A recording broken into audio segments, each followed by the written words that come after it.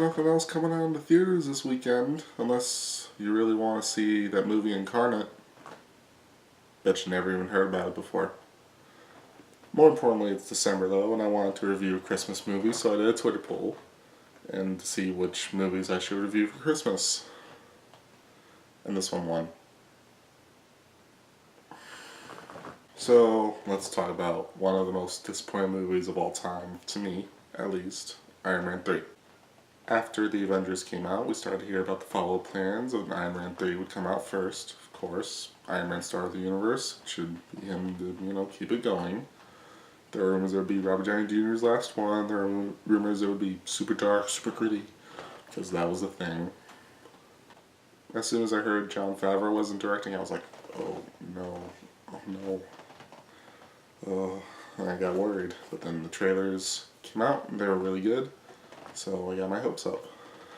And as soon as I saw it, they said this Iron Man movie will be the darkest Iron Man movie yet. It wasn't. This movie had really just terrible, out of place comedy like most of the Marvel movies do, but this one hit hard, and it failed hard. I thought this would be an in-depth look at the Tony Stark character dealing with his PTSD after the Avengers. He almost died, throwing a nuke into space, dealing with his place in the world. When people try and defend the Marvel movies for the tension-breaking comedy, I always point to the scene where Tony Stark is fighting the Mandarin after Pepper Fake-Out dies, and broke Iron Man suit comes and it falls apart, and Tony Stark's just like, whatever, like a joke to make the kids laugh. I was like, they even introduced some dark elements that just don't pay off, like the PTSD that Tony Stark has, and he has panic attacks throughout the movie. They just go away. Even during the most stressful situation ever, where he's fighting a ton of fire people with 50,000 Iron Man suits flying around, yeah, I'd have a panic attack then. They make Tony Stark seem like such an idiot, giving out your home address to terrorists on live TV, on a cell phone, and so they put it on the internet, and not having your 50 billion Iron Man suits that you built defending your house at all times, and being in your broken Iron Man suit. Why are you so stupid, Tony? Or more importantly, why did Shane Black write you so stupid? I hate that Iron Man suit. I hate it. I hate that Iron Man suit so much. It's like, why is it's such a forced plot device? Why would Tony Stark ever rely on this broken Iron Man suit? As soon as it stopped working once, just stop using it. It is very clear that Shane Black did not want to make an Iron Man movie, because he's not in the Iron Man suit for over half the movie. It's also pretty blatant in the second half when the movie becomes a buddy cop movie between Rhodey and Tony. There's a stupid kid that shows up who will forever be known as the Iron Man 3 kid to me, the annoying one. He shows up in Jurassic World, and the nice guys, I'm just like, get off screen, I hate you. I hate you for Iron Man 3. I will always hate you for Iron Man 3. Alright, let's talk about what everybody wants me to talk about, the villain. Alright, everybody knows about the Mandarin Fake-Out. Everybody knows that Ben Kingsley was set up as this completely awesome, chilling, terrorist version of the Mandarin. And then it turns out he's an alcoholic actor. Not Ben Kingsley, the Mandarin. This is just a straight, hard slap to the face and double middle fingers to anybody who likes the Mandarin as a character in the comics. That's not me. I do not care about the Mandarin at all.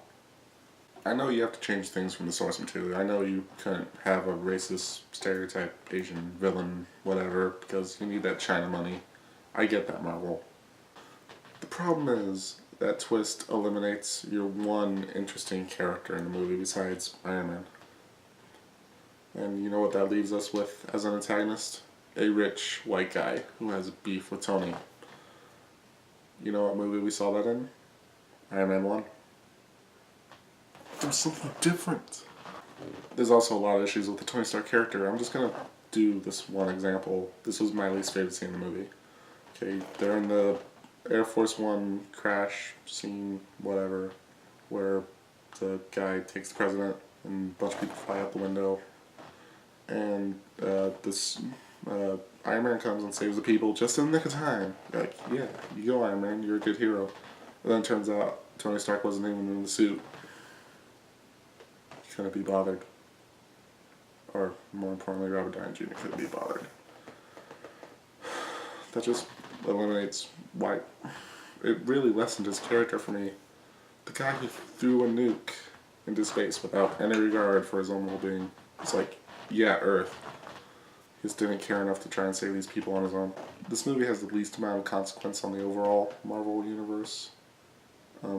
Nothing from this movie carries over. Nothing matters in this movie. It's the definition of filler. Alright, let's talk about the positives. Well, positive. Robert Downey Jr. is great.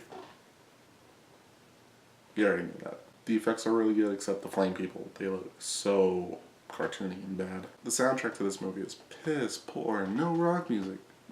One of the coolest aspects of this character, just loving rock music. Not a single rock song in this movie. No AC/DC. Terrible, terrible soundtrack. The only Marvel movie that has a good soundtrack is Guardians. And the only movie that has a good score is Guardians, because the score in this movie sucks too. Don't bother. Don't see this. Don't watch this for Christmas. Don't. Just try to pretend this movie doesn't exist like I do. And never trust trailers. Ever. If you didn't get burned by this movie, I'm sure Suicide Squad burned you like it burned me too. So I'm probably going to do some more Christmas movie reviews. Maybe if I have time, whatever. Because I like Christmas. This is my favorite time of the year. Also, there's nothing coming out until Rogue One, so I need to watch movies. Like and subscribe or don't. Bye.